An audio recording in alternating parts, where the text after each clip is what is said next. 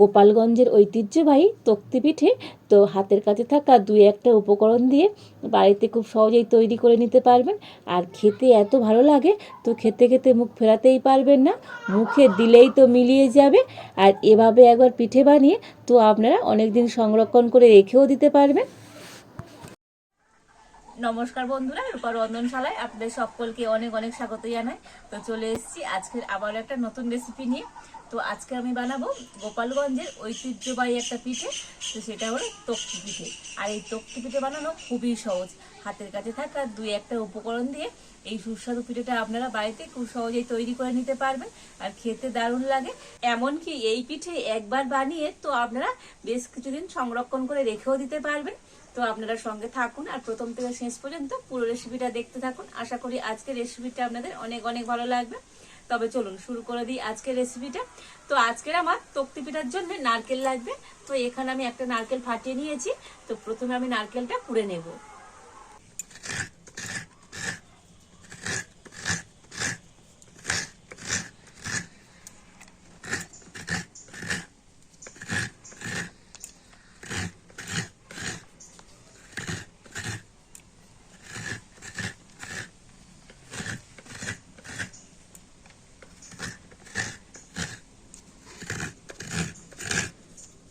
তো একটা নারকেল পুরোটাই আমি কুড়ে নিয়েছি।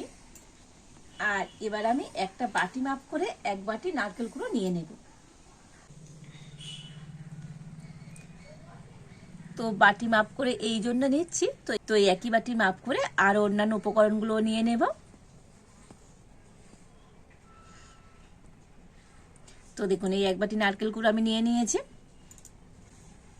আর এবার আমি উনুনটা জেলে উনানে একটা কড়া বসিয়ে দিয়েছি। তো কড়াতে প্রথমে আমি দিয়ে দেব 1 চামচ ঘি।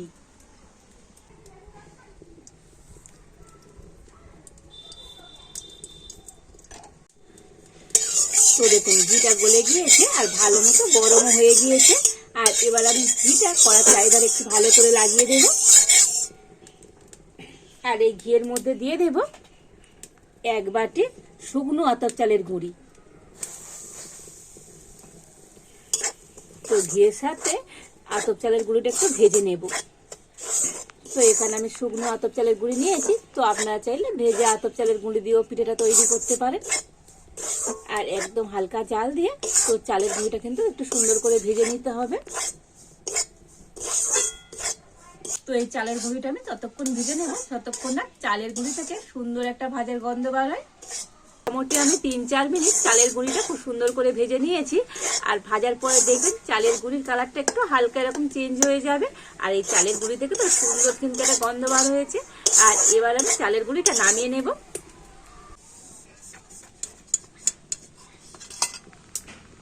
আর এবার আমি কড়াতে দিয়ে দেব ওই একই বাটি মাপ করে 1 বাটি নারকেল কুড়ো।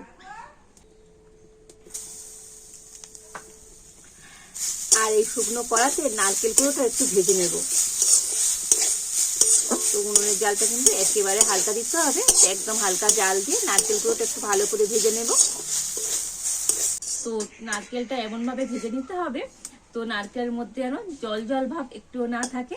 আর এইরকম ভাবে নারকেলটা ভেজে নিলে আর এই পিঠেটা তো আপনারা কিন্তু বানিয়ে অনেকদিন সংরক্ষণ করে রাখতেও পারবেন। আর যদি নারকেলের মধ্যে জল জল ভাব থাকে তবে এই পিঠেটা কিন্তু বেশি দিন ভালো থাকবে না। তো মোটামুটি আমি 5 মিনিট হালকা জাল দিয়ে নারকেলটা কিন্তু খুব সুন্দর করে ভেজে নিয়েছি। তো দেখুন নারকেলটা এরকম একটু ঝরঝরে করে ভেজে নিতে হবে। আর এবারে আমি এই নারকেলের মধ্যে দিয়ে দেব ওই একই বাটির মাপ করে 1 বাটি চিনি। তো চিনিটা দিয়ে নারকেলের সাথে খুব ভালো করে এইভাবে মিশিয়ে নেব। আর এইভাবে নাড়তে নাড়তে দেখবেন চিনিটা কিন্তু গলে জল হয়ে যাবে। তবে উনুনের জালটা একটু হালকা করে দেবেন, তা না হলে তো লাল হয়ে যাবে। তো একেবারে হালকা জাল দিয়ে তো এরকম একটু নাড়াচাড়া করলে চিনিটা কিন্তু খুব ভালো মতো গলে যাবে। তো আমি যে যে উপকরণগুলো আর যেভাবে মেপে নিয়েছি তো আপনারা এইভাবে করে নেবেন, দেখবেন পিঠে তো আপনাদের একেবারে পারফেক্ট হবে। তো আমি একটা বাটি মাপ করে সমস্ত উপকরণ নিয়েছি। তো আপনারা কোন বাটি কিংবা চায়ের কাপ মাপ করেও নিতে পারেন। আর সমস্ত উপকরণগুলো কিন্তু একই মাপ হবে। তো এই পিঠেটা বানানো খুবই সহজ। তো একবার দেখলে যে কেউ বাড়িতে খুব সহজেই বানিয়ে নিতে পারবে। আর দেখুন এইভাবে নাড়তে নাড়তে চিনিটা কিন্তু একেবারে গলে গিয়েছে। তো চিনিটাকে একেবারে গলিয়ে নিতে হবে, তো চিনির দানা যেন গোটা গোটা থাকে। আর এবারে আমি এর মধ্যে দিয়ে দেব ভেজে রাখা চালের গুঁড়ি।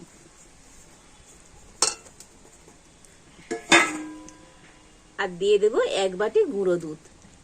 এই গুঁড়ো দুধ দিলে পিঠেটা খেতে তো আরো টেস্টি হবে। আর এবার আমি সবকিছু খুব ভালো করে মিশিয়ে নেব।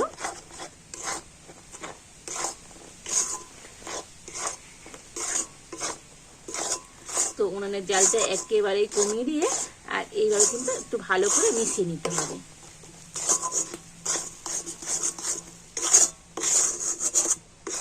আর এইভাবে কন্টিনিউ নাড়তে নাড়তে এটা কিন্তু অনেকটাই টাইট হয়ে যাবে।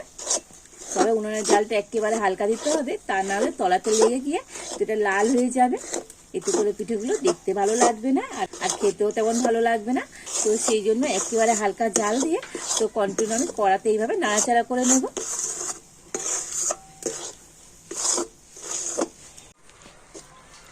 তো দেখুন কড়ার গায়ে কিন্তু এরকম খুন্তি দিয়ে একটু এরকম ঘষে ঘষে নেব। এরকম ভাবে করে দিলে তো পিঠেগুলো কিন্তু খুব সুন্দর সাদা হবে আর মিশ্রণটা খুবই তাড়াতাড়ি টাইটও হয়ে যাবে। তো দেখেই বুঝতে পারছেন আগের থেকে মিশ্রণটা কতটা টাইট হয়ে গিয়েছে। আর টাইট করবো না, এবার আমি নামিয়ে নেব, কারণ এটা ঠান্ডা হলে আরো টাইট হয়ে যাবে। আর এখানে একটা থালাতে আমি আগে থেকে ঘি লাগিয়ে রেখেছিলাম, তো থালার মধ্যে মিশ্রণটা আমি দিয়ে দিলাম। আর এই মিশ্রণটা এবার আমি একটু এইভাবে খুন্তি দিয়ে ছড়িয়ে দেব। আর এবার একটা প্যাঁচুলাতে একটুখানি ঘি লাগিয়ে নিয়েছি, নিয়ে এটা খুব সুন্দর করে সমান করে দেব।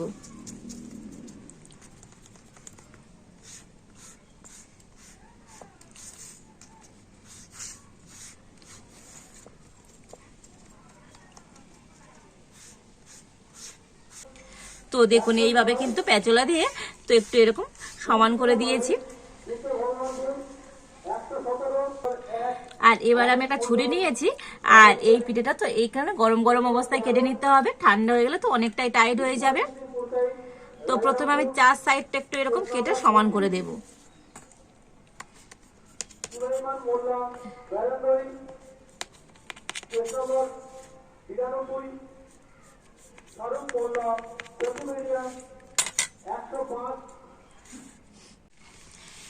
আর এবার আমি এইখান থেকে একটা মাঝখানে মানে এটাকে আমি এরকম করে কেটে নেব।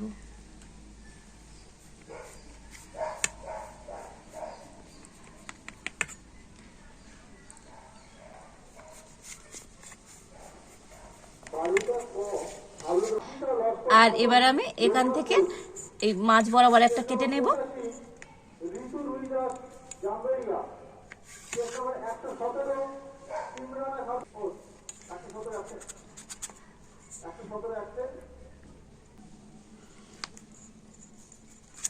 আর এই সাইড দিয়ে এইভাবে কেটে নিই। আর কাটতে কাটতে পিঠেগুলো কতটা টাইট হয়ে গিয়েছে। তো পিঠেগুলোকে আপনারা এইভাবে রেখে দিতে পারেন। তো আমি আর একটু ডিজাইন করে নেব। তো একটা ছুরি দিয়ে তো পিঠের উপরে একটু এরকম দাগ দাগ করে দেব।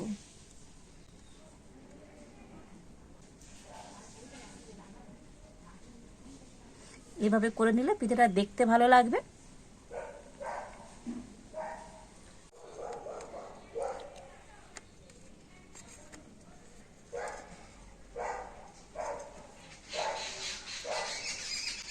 তো ছুরির উল্টো সাইড দিয়ে কিন্তু আমি একটু এরকম দাগ দাগ করে দিচ্ছি, এতে করে পিঠেগুলো দেখতে ভালো লাগবে।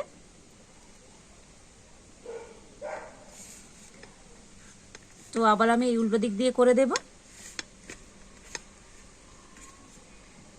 তবে এটা কিন্তু একটু তাড়াতাড়ি করতে হবে, তো এটা কিন্তু সঙ্গে সঙ্গে অনেকটাই টাইট হয়ে যাবে।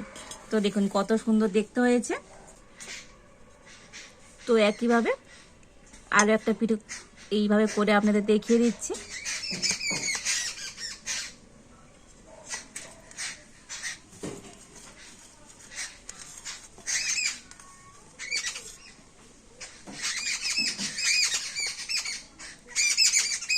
আর দেখেই বুঝতে পারছেন পিঠেগুলো কতটা টাইট হয়ে গিয়েছে।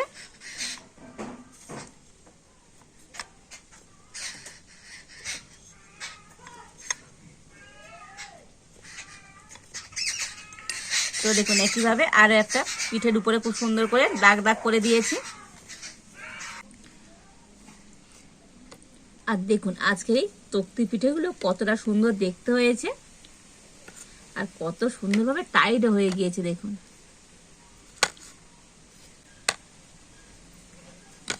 তো দেখে বুঝতে পারছেন পিঠেগুলো কিন্তু খুব সুন্দরভাবে টাইট হয়ে গিয়েছে। দেখুন সমস্ত পিঠেগুলো প্লেটের মধ্যে সুন্দর করে সাজিয়ে নিয়েছি। আর দেখুন পিঠেগুলো দেখতে কত সুন্দর হয়েছে, যেমন দেখতে সুন্দর খেতেও দুর্দান্ত হয়। তো এভাবে একবার পিঠে বানিয়ে তো খেয়ে দেখবেন পিঠেটা কতটা টেস্টি হয়। তো অসম্ভব সুন্দর লাগে খেতে এই পিঠেগুলো। আর দেখুন পিঠেটা কতটা সুন্দর হয়েছে, তো আপনাদের ভেঙে দেখাই। দেখুন দেখে বুঝতে পারছেন কতটা সুন্দর হয়েছে আজকের এই তক্তি পিঠেগুলো। আর এভাবে পিঠে একবার বানিয়ে তো আপনারা অনেকদিন সংরক্ষণ করে রেখেও দিতে পারবেন। কতটা টাইট হয়েছে, অসম্ভব মজার হয়েছে আজকের এই তক্তি পিঠেগুলো। তো আজকের আমার এই সহজ সুন্দর তক্তি পিঠের রেসিপিটা আপনাদের কেমন লাগলো তো অবশ্যই কমেন্ট করে জানাবেন। ভালো লাগলে লাইক শেয়ার সাবস্ক্রাইব করবেন। তো আজ এই পর্যন্ত, আপনারা ভালো থাকুন, সুস্থ থাকুন। দেখা হচ্ছে নতুন কোনো একটা রেসিপি নিয়ে।